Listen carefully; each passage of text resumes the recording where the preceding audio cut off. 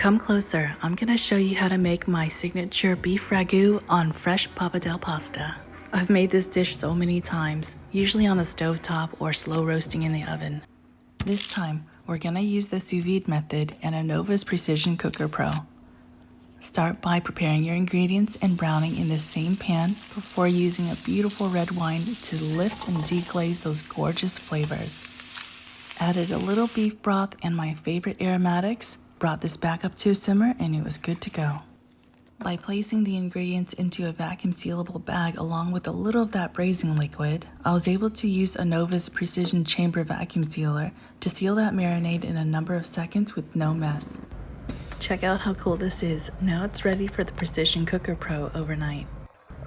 In the meantime, let's make fresh pasta, and using Anova's vacuum sealer, I was able to activate the gluten in the pasta without having to have it rest for 30 minutes. The results were absolutely perfect. Delicious pasta, soft and tender beef, and a beautiful ragu sauce.